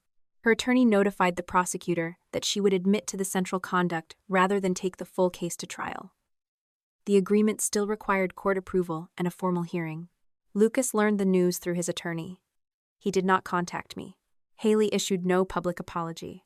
Instead, HG Social posted a statement saying she had chosen a resolution to protect her mental health and end the financial burden of litigation. The statement did not mention the pantry. It did not mention the copied signature. It did not mention the vendors or the money. Even while preparing to plead guilty, Haley was still trying to control the caption. Susan refused to join her. Her attorney continued arguing that she had been manipulated by a demanding daughter and misunderstood the authority connected to her old volunteer access. Dana called me after receiving the latest update. Haley is moving forward with the agreement, she said. Susan is not. What does Susan want? To be treated as a mother who made poor decisions under pressure, not as a knowing participant. I thought of the recording from the wedding. Do not interrupt her too soon. Nobody will believe her. Those were not the words of a confused volunteer following instructions. They were the words of a woman who understood exactly how to hide behind the family she claimed to protect. Haley had accepted that the state could prove its case. Susan still believed motherhood could excuse hers. The final audit arrived 8 months after Haley's wedding. By then, the preliminary number had become precise enough to attach names, dates, and destinations to almost every loss. The total was $193,600. That figure included diverted food, donated services, false sponsorship benefits, resale proceeds, vendor expenses, and the cost of reconstructing records across 18 months. Dana warned me not to reduce the case to one total. Large numbers become abstract, she said. The court will understand the amount. Your statement should explain what the amount did. I knew what she meant. $193,600 sounded like a financial problem. A locked pantry door sounded like a consequence.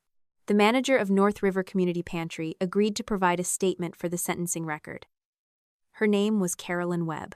I had met her twice before the investigation, but I had not spoken to her since the missing shipment was discovered. Our contact remained supervised until the prosecution completed its witness review. When Dana finally allowed us to meet, Carolyn did not accuse me. That made the conversation harder. We sat in a small conference room at the pantry beneath fluorescent lights. Shelves of canned beans, rice, cereal, and boxed pasta were visible through the open doorway. Carolyn placed a copy of the delivery sheet between us. We planned for 72 family boxes that day, she said. We received 36. How long did they last? Until a little after 4. The pantry normally remained open until 6. Carolyn explained that the line had already formed before they realized the second half of the shipment would not arrive. Volunteers reduced portions at first, hoping to stretch what remained. Then the shelves emptied.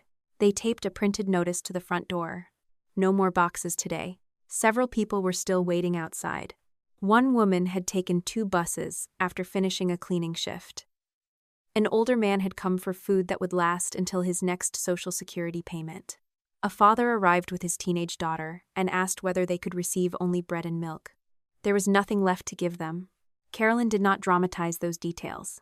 She recited them the way people describe decisions they wish they had never been forced to make. We referred everyone to 2 other locations, she said, but one had already closed, and the other was nearly 8 miles away. Did they all receive food later? I do not know. That answer stayed with me. Second table existed to prevent people from being sent from one locked door to another. Susan and Haley had treated half a shipment as excess, because they never had to follow the people who left without it. I am sorry, I said. Carolyn looked at me carefully. You reported it. I also failed to verify that an old account was fully disabled. Yes. She did not rescue me from the truth. Then she added, both things can be true. I had spent much of my life around people who treated responsibility as a contest. If I admitted one failure, Susan used it to erase everyone else's actions. If Haley suffered a consequence, the family searched for someone who could absorb the blame on her behalf. Carolyn did not do that. She allowed my mistake and their choices to exist at the same time. Before I left, she showed me the spot on the glass door where the notice had been taped. A pale rectangle remained, where the adhesive had blocked dust and fingerprints. The paper was gone. Its outline was still there. That evening, I began drafting my victim impact statement. My first version was angry. I wrote about the cold chicken, the disposable tray, Haley's phone, and the way Susan had watched me as if my humiliation were part of the entertainment. I described being called pathetic in front of 200 guests. I wrote that my mother and sister had spent years turning every boundary into proof that I was cruel. All of it was true. None of it explained the full harm. I deleted 3 pages. The second draft focused on second table. I wrote about warehouse employees who signed release forms believing the documents were legitimate. I wrote about vendors who donated time and services because they trusted our name. I wrote about board members and staff who had to question whether the organization's controls were strong enough to deserve public confidence. I wrote about the months I spent away from daily operations while other people carried responsibilities I had once considered mine alone. That version was more useful, but it still placed me at the center. I deleted another page. The final statement began with North River's door. I described the notice that went up 2 hours early. I described the people who had already spent time and money reaching the pantry. I did not name them because I did not know their names. That was part of the harm. The people who lost the food remained invisible to the women who used it. Then I addressed my own failure. I wrote, I failed to verify that an old door had been locked. I accept responsibility for that failure and for helping build a system that relied too heavily on familiarity. I stopped typing for several minutes before completing the thought. They are responsible for choosing to walk through that door, using what they found, and creating false records to keep it open. I read the sentence aloud. It did not absolve me. It also did not allow Susan and Haley to hide inside my mistake. That was the balance I had been searching for. A week later, Dana told me the prosecution had completed its review of the account metadata connected to Susan. The explanation was simpler than the technical reports made it sound. The password reset link had been sent to Susan's personal email address. The old vendor portal was accessed from her home internet connection and from a tablet registered to her. Files connected to the false events had been opened, edited, and sent during those sessions. Susan's attorney could still argue about pressure or motive. He could no longer reasonably argue that she did not know the account was being used. There were also emails in which Susan corrected wording in the false sponsorship letters. In one message, she instructed Haley not to describe the wedding as a private reception when speaking with vendors. Say community fundraiser, Susan wrote. That gives them a reason to donate.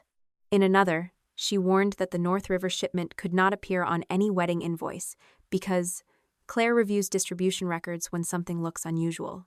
Susan had known the food was allocated. She had known I might notice. She had known the paperwork needed to disguise the transfer. Her claim that she was merely a confused mother had reached its limit. 3 days later, she accepted the plea agreement.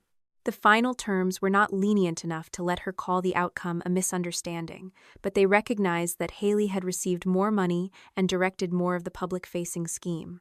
Susan agreed to admit that she knowingly used outdated credentials, created false documentation, assisted in redirecting donated resources, and helped conceal the source of those resources. In exchange, prosecutors agreed to recommend harms instead of a longer custodial sentence, followed by probation, restitution, and a ban on managing charitable funds. When Dana told me, I felt relief rather than triumph. A trial would have required pantry managers, vendors, employees, and Lucas to repeat the story in public over months. A plea did not erase what Susan had done. It made denial harder. Haley's agreement was already moving toward a formal hearing. She would admit to directing the financial side of the scheme, using donated goods for personal benefit, authorizing the resale, and participating in the use of Lucas's copied signature. Her attorneys had tried to negotiate language that would describe the wedding recording as a family argument unrelated to the fraud. The prosecution refused. The recording remained part of the factual basis because it showed that Haley and Susan anticipated discovery and planned to discredit me. The cold tray would follow them into court, not as an insult, as evidence of intent. Around the same time, Lucas's marriage ended through his attorneys. He did not discuss the details with me. Human Resources informed the board only that the legal process had concluded and that no continuing family relationship created an additional reporting issue.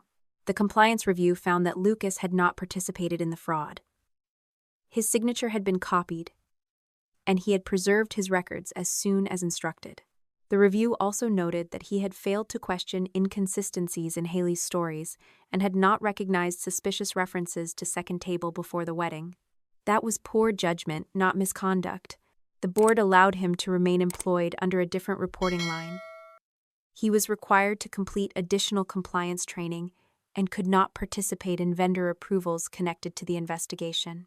Some people inside the organization believed he should have been dismissed simply because his marriage had created the problem.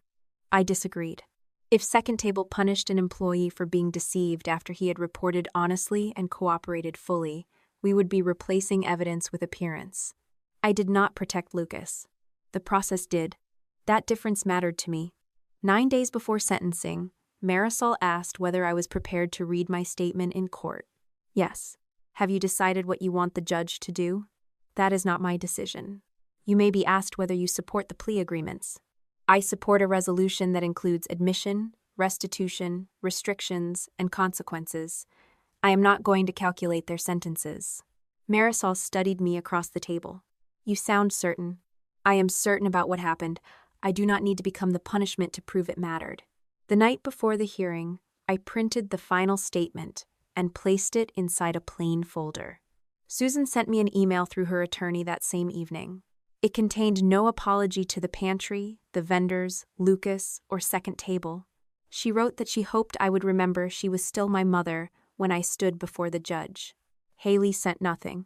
I did not answer Susan's email. I read my statement once more. then turned off the light. The next morning, I entered the courtroom with the folder held against my side. Haley sat beside her attorney at one table. Susan sat at another. My sister looked straight ahead. My mother turned in her seat and found me immediately. For one suspended second, her expression became familiar. It was the same look she had used throughout my childhood whenever Haley crossed a line and consequences approached. It was not an apology. It was a request. She was still waiting for me to save her.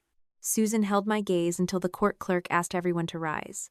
I did not nod to her, smile, or look away. I simply stood with the folder pressed against my side while the judge entered and took her seat. The courtroom was smaller than the rooms television dramas had taught people to expect. There was no crowded gallery waiting for a spectacle. Most of the seats were occupied by attorneys, second table representatives, several vendors, 2 members of the press, and people connected to the pantry network. Haley sat at the defense table closest to the jury box, though there would be no jury that morning. Her plea agreement had already been accepted. The hearing would determine whether the judge followed the sentencing recommendations. Susan sat at a separate table with her attorney. The physical distance between them was less than 20 feet. Emotionally, they had never been farther apart. The prosecutor began by summarizing the conduct both women had admitted. Haley had used second table's identity to obtain food, services, and sponsorship benefits for private events. She had approved false promotional language, directed the resale of donated food, received the proceeds through HG Social, and participated in the use of Lucas's copied signature. Susan had accessed the old vendor portal, created and distributed false documents, coordinated pickups, and used her history with Second Table to convince vendors that the events were legitimate. The prosecutor did not use words like cruel, selfish, or entitled. She used dates, transactions, quantities, and admissions. That was more powerful. Cruelty could be argued as perspective. A bank transfer could not. Haley's attorney spoke first. He described her as a first-time offender whose business had been failing under intense financial pressure. He said she had become obsessed with preserving a public image that no longer matched her actual income. He emphasized that she had accepted responsibility before trial and agreed to restitution. Then Haley stood to speak. Her voice was quiet and carefully controlled. "I am sorry for the mistakes that were made," she began. "I was under enormous pressure surrounding my wedding and my business. I trusted people I should not have trusted, and I made decisions I regret." The judge looked down at the written plea agreement. "Miss Grant, who made the decision to direct the unused food to the restaurant?" Haley hesitated. "I approved the arrangement. Who controlled HG Social?" "I did." "Who used the money received by that company?" "I did." The judge leaned forward slightly. "The food belonged to whom?" Haley looked toward her attorney. He did not answer for her. "It belonged to Second Table," she said. The judge shook her head. "Second Table was responsible for distributing it. That is not the same as ownership in the ordinary sense. Who was supposed to receive it?" Haley swallowed. "Families using the pantry." The courtroom remained silent. For 8 months, she had described the food as excess, leftovers, donated goods, and wedding support. In that room, she finally had to name the people from whom it had been taken. The judge asked why Haley had recorded the confrontation at the wedding. Haley said she expected a difficult family interaction and wanted proof in case I caused a scene. The prosecutor directed the court to the full recording. The judge did not replay it. She had already reviewed the evidence. "You discussed the identifying label before Miss Bennett reached the table," she said. "You also discussed using her anticipated reaction to discredit any later questions." That was not merely a family disagreement. Haley lowered her eyes. "No, Your Honor." It was the closest she came to admitting that the humiliation had been planned. Susan's attorney spoke next. "He described my mother as a woman who had spent her life caring for others and became too involved in solving her younger daughter's financial problems. He argued that Susan had not received the largest financial benefit and had acted from misplaced loyalty rather than greed. He asked the judge to consider her age, community involvement, and lack of criminal history." Susan stood behind the table. "I wanted to help my daughter," she said.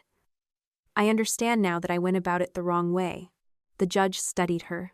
"Did helping your daughter require you to reset access to a system you no longer had authority to use?"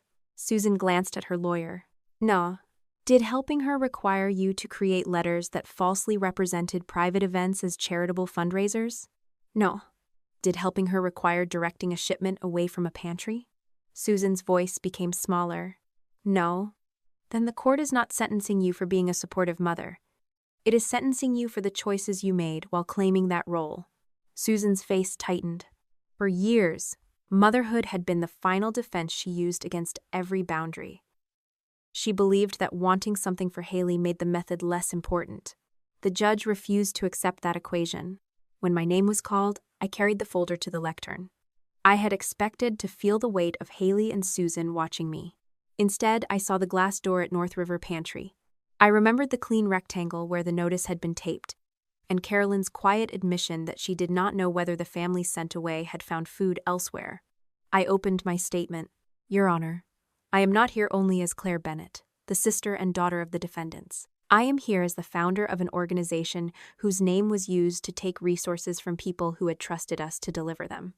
I described the warehouse workers who followed a transfer order because it looked authentic. I described the vendors who donated food and services because they believed they were supporting community programs. I described employees who spent months rebuilding records while the organization's credibility was questioned. Then I described North River. The pantry expected enough food to remain open until 6. It closed shortly after 4. A sign was placed on the door while people were still waiting. Some had taken buses after work. Others had calculated that those boxes would last until their next paycheck or benefit payment. They were sent away because food assigned to them was being used to support a private wedding. Haley shifted in her chair. I did not look at her. The defendants repeatedly described the food as excess. It was not excess to the people who arrived after it was gone. I paused before addressing my role. I failed to verify that an old door had been locked. I accept responsibility for that failure and for helping build a system that relied too heavily on familiarity. That failure has been documented, reviewed, and used to improve our controls. Susan looked toward me again. I continued. They are responsible for choosing to walk through that door, using what they found, and creating false records to keep it open. I did not ask for the longest available sentences. I did not ask the judge to show mercy. I asked that restitution recognize the pantry, the vendors, and second table. I asked that neither woman be allowed to manage charitable funds while the court's restrictions remained in effect. Then I closed the folder. The prosecutor asked whether I wished to address the humiliation at the wedding. No, I said. What happened to me at that table explains how the evidence was discovered. It is not the greatest harm in this case. That answer appeared to surprise Haley. She had spent months presenting herself as the victim of a sister seeking revenge for a cruel meal. She needed the case to remain personal because personal pain could be dismissed as resentment. I would not give her that defense. The judge recessed before announcing the sentences. We waited in the hallway. Lucas stood with his attorney near the elevators. He did not approach me. Carolyn from North River sat beside one of second table's board members, reading through a folded copy of her statement. Haley remained in a consultation room. Susan was allowed to speak privately with her attorney near the opposite end of the hall. She looked toward me several times, but she did not come closer. When court resumed, the judge addressed Haley first. She acknowledged the guilty plea and cooperation, while emphasizing that the scheme extended far beyond one wedding. Haley had repeatedly converted charitable trust into private benefits and used public displays of generosity to conceal the conduct. The court sentenced her to 18 months in custody. After release, she would serve a period of supervised release, comply with financial monitoring, and pay restitution jointly with Susan. She was prohibited from controlling charitable accounts, organizing fundraising campaigns, or representing herself as an agent of a nonprofit during the court-ordered restriction period. HG Social would be dissolved as part of the financial settlement. Haley's shoulders dropped. Her attorney whispered something to her, but she did not respond. 18 months was not the maximum punishment the prosecution might have pursued at trial. It was also not the symbolic consequence Haley had expected when she first called the scheme a misunderstanding. The sentence was real. It would remove her from the audience she had spent years building and place her life under rules she could not edit, crop, or caption. The judge then addressed Susan. She said Susan's role was different but not minor. Susan had supplied the institutional credibility that made the scheme possible. Without her access, language, and vendor relationships, Haley's public image would not have been enough. Because of Susan's age, guilty plea, lack of prior convictions, and lower financial benefit, the court approved a sentence centered on home confinement rather than extended incarceration. Susan would serve 12 months of home confinement with electronic monitoring, followed by several years of probation. She would be required to provide financial records, obtain approval for certain transactions, and pay restitution jointly with Haley. The court prohibited her from managing charitable funds, accessing nonprofit systems, or holding positions involving donated resources. Several assets would be sold to satisfy part of the restitution order, including a luxury vehicle purchased during the period of the scheme. Susan closed her eyes when the judge mentioned the vehicle. She had used it for months as evidence that Haley's business was finally succeeding. Now it would help repay the people whose trust had financed that illusion. The judge ended by addressing both women. Charity is not created by using the language of generosity. It is created by honoring the purpose for which people give. You used that language to disguise private benefit. The hearing concluded without applause or shouting. Haley remained beside her attorney while the clerk reviewed the date and conditions of her voluntary surrender. Susan stayed at the other defense table while her electronic monitoring and reporting requirements were explained. I left the courtroom with Marisol and Dana. Near the end of the corridor, Susan called my name. I stopped but did not walk back to her. She approached as far as the court officer allowed. The polish she had worn into the building was gone. She looked older, exhausted, and genuinely afraid. For a moment, I thought she might apologize. Instead, she said, "Are you really going to let them take your sister away?" The question contained every year of our family history. Haley acted. Susan protected her. I was asked to absorb the cost. Even after the plea, the evidence, and the judge's sentence, my mother still treated consequences as something I was doing. "You asked me that every time she hurt someone," I said. "You never asked who she was taking from." Susan stared at me. I did not wait for an answer. Outside the courthouse, reporters gathered behind a barrier. I declined every question and entered Marisol's car. The sentences were complete. The restitution orders had been entered. The restrictions would follow Susan and Haley for years. Yet one decision remained unresolved. I had told the court that Second Table's systems had changed. I still did not know whether the board believed I should be the person leading them. As the courthouse disappeared behind us, Marisol said the governance committee would meet the following week. They would decide whether I could return as chief executive officer. My mother and sister had received their consequences. I was still waiting to learn mine. The governance committee met 6 days after sentencing. I arrived at Second Table's headquarters before 8 that morning, but I did not enter through the executive entrance. My temporary access badge no longer opened that door, and I had not asked anyone to make an exception.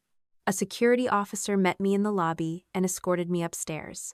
The building felt familiar without feeling like mine. Employees moved through the halls carrying delivery reports and vendor files. The regional operations screen showed trucks already traveling toward 3 counties. Someone had replaced the plant outside my former office after the old one died. The organization had continued growing while I was gone. That realization no longer felt like an insult. It felt like proof that I had built something capable of surviving my absence. Marisol waited outside the boardroom with Dana and 2 members of the governance committee. She greeted me warmly, but gave no indication of what the board had decided. The meeting lasted nearly 3 hours. They reviewed the independent investigation, my disclosure history, the legacy access failure, the public damage to Second Table, and the changes implemented during my leave. Dana confirmed that investigators had found no evidence that I knew about the scheme before the wedding. I had received no personal benefit, approved none of the false events, and interfered with no witnesses or records. Then the committee turned to the part that remained mine. I had requested Susan's access removal 4 years earlier, but I had accepted incomplete confirmation. The primary volunteer account was closed while the connected vendor portal and recovery address remained active. No law required me to test every disabled account personally. Leadership required me to build a system in which someone did. The committee chair asked what I would change if I returned. I did not promise perfection. I described a 2-person offboarding process for every employee, volunteer, contractor, and board member. One person would request the removal. Another would verify that email accounts, vendor portals, shared folders, recovery addresses, and mobile sessions had all been disabled. Legacy accounts would be reviewed quarterly. Vendor requests involving donated inventory would require an active employee sponsor and a second approval from someone outside the requesting department. No family member of a senior executive could hold informal access, represent second table to vendors, or participate in an event using the organization's name without written disclosure and board-approved oversight. External vendors would receive a verification link tied to an official domain rather than relying on attached letters or familiar names. "We have already implemented most of those changes," the committee chair said. "I know. What would your role be if you returned?" "To make sure they remain normal after the crisis stops feeling urgent." She asked whether I believed my history with Susan had impaired my judgment. Yes. Could it happen again? Not through the same system. That was not my question. I understood what she wanted. My familiarity with someone can still affect my judgment. Returning as chief executive would not remove that risk. It would require me to disclose it earlier and accept independent review before trust becomes an exception. The committee chair made a note. "You are asking the board to restore your authority while admitting that your judgment is not infallible. I would be more concerned about a leader who claimed otherwise." Marisol looked down, but I saw the edge of a smile. The board recessed shortly before noon. I waited in a smaller conference room overlooking the loading area. A refrigerated truck reversed toward the dock while 2 employees guided it with raised hands. For months, I had imagined that returning to second table would restore everything the investigation had taken from me. Sitting there, I understood that nothing should be restored exactly as it had been. The old structure had depended too heavily on trust, flowing upward toward me. The new one had to depend on verification moving in every direction, including toward the founder. Marisol entered alone. "The board voted to reinstate you as chief executive officer." I let out a breath I had been holding since the courthouse. "The vote was not unanimous," she continued. "It should not have been. Your return includes conditions: quarterly governance reporting, an annual independent access audit, continued separation from matters involving Lucas, and board approval for any exception to vendor or family conflict policies." "I accept." "You will also participate in a public accountability session with major partners. You will discuss the control failure without commenting on the criminal case beyond the public record." "I accept that too." Marisol placed a new access badge on the table. "You can return Monday." I picked it up but did not put it around my neck. "Thank you." "This is not forgiveness, Claire. I know. It is a decision based on what the board believes the organization needs. That is what it should be." She sat across from me. "For what it is worth, the way you stepped away influenced the vote. So did the reason I had to." "Yes." I returned to the office the following Monday. There was no celebration in the lobby. I had asked Marisol not to arrange one. The staff deserved clarity, not a performance about resilience. At the all-hands meeting, I spoke for 12 minutes. I told them the board had found that I did not participate in the fraud. I also told them my failure to verify the complete removal of a family member's access had helped create the vulnerability. I thanked the interim leadership team without describing them as placeholders. They had carried the organization through the most damaging review in its history. Then I explained the new controls. Nobody applauded until I finished answering questions. One employee asked whether senior leadership would truly follow the same access rules as everyone else. "Yes," I said. The first executive account reviewed under the new procedure was mine.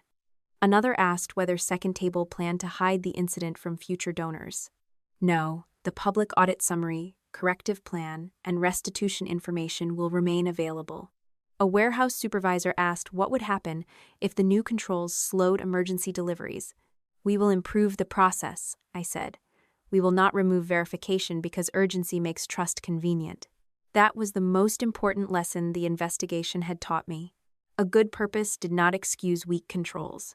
People who claimed noble intentions could still cause deliberate harm. Several months would pass before restitution was complete. Susan and Haley did not possess enough liquid money to repay everything immediately. HG Social was dissolved. Its remaining funds were transferred toward restitution. Haley's luxury purchases and several business assets were sold. Susan surrendered the vehicle the court had identified and paid through a structured plan monitored during probation. Second Table's insurer covered a portion of the documented loss after the organization met its reporting obligations. The board created a recovery fund that repaid vendors according to verified claims. No vendor was asked to absorb the price of trusting our name. The recovered money assigned to North River did more than replace the missing food. The pantry had been operating with an aging delivery van that broke down several times each month. The board approved a replacement vehicle using restitution funds, insurance recovery, and a restricted donation from a partner who had followed the case. Carolyn asked that the van carry no reference to Haley, Susan, or the scandal. She wanted the community to see food arriving, not the names of the people who had once redirected it. I agreed. The new refrigerated vehicle entered service 4 months after sentencing. I attended the first delivery but did not speak to the press. There were no press invitations. Carolyn stood near the loading area while volunteers unloaded boxes of produce, dairy products, and prepared meals. The driver scanned each section of the shipment separately. 36 boxes became 48, then 60, then 72. The dashboard updated only after Carolyn confirmed the quantity on her own device. Complete no longer meant someone had clicked a box at the warehouse. It meant the receiving pantry had verified what physically arrived. I watched the final confirmation appear on the screen. For the first time since the wedding, that word felt earned. Lucas remained at Second Table, though he never reported directly to me again. The board transferred him permanently to another executive and limited his role in external vendor authorization until he completed the required training period. He accepted those conditions without complaint. We spoke occasionally in group meetings. Our conversations were professional, brief, and free of the false intimacy people expected. Because he had once married my sister, he did not become my ally in a family feud. He became an employee who had made one serious error in judgment, cooperated honestly, and continued doing his work under appropriate supervision. His divorce from Haley remained private. I never asked for details.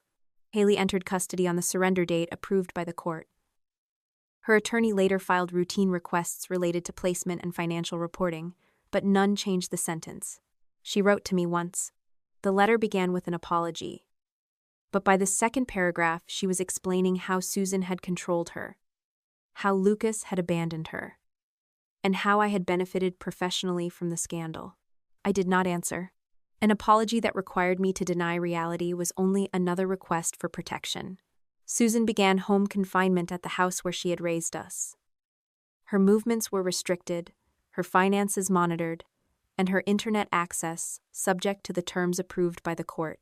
She sent birthday cards, holiday messages, and one long email about family healing. I responded only through counsel when necessary. No family dinner took place. No tearful reunion repaired the years before the wedding or the choices that followed it. I did not cut them off to punish them. I ended contact because every relationship they offered still required me to surrender the truth before entering it. Some relatives called that unforgiving. Others stopped calling after reading the audit. Aunt Beverly sent a brief message several months later. I read the report. I did not understand. It was not an apology, but it was the first time she had acknowledged that understanding required effort. I replied with one sentence. Now you do. The blue label from the wedding tray remained sealed inside the investigation archive. Dana asked whether I wanted a copy framed for my office. She was joking, but I declined. The label was not a trophy. It represented food that had failed to reach its destination, a control I had failed to verify, and a scheme my family believed could remain invisible if they made me look unreasonable first. It belonged with the compliance evidence, where future investigators and auditors could see how a small irregularity exposed a much larger pattern. I kept only the photograph of the first North River delivery made under the new verification system. The image showed no faces. It showed stacked boxes inside the pantry, the open doors of the new vehicle, and a handheld scanner displaying the confirmed quantity. That photograph replaced an award on the wall of my office. 14 months after the wedding, Second Table was stronger than it had been before the scandal. Not because the harm helped us. Harm does not become valuable simply because people learn from it. We became stronger because we stopped protecting the weaknesses that allowed it. I lost the belief that good intentions could substitute for oversight. Lucas lost a marriage built on carefully managed lies. Vendors lost trust and had to decide whether we had earned it back. Families lost food on a day when they had planned their lives around receiving it. Those costs were real, even after restitution. Susan once believed that family loyalty meant preventing Haley from facing consequences. Haley believed compassion was an image she could borrow when her own business needed attention. I learned that accountability was not the opposite of love. Sometimes it was the only honest form of it left. My mother thought scraps were good enough for me. What she never understood was that I had stopped measuring my worth by what she put on my plate. I measured it by what I refused to let her take from someone else. When someone uses family loyalty to excuse dishonesty, you do not have to protect them from the consequences of their choices. You can admit your own mistakes, correct weak boundaries, preserve evidence, and still refuse to carry blame that belongs to someone else. Real compassion means protecting the people who were harmed, not preserving the image of those who caused the harm.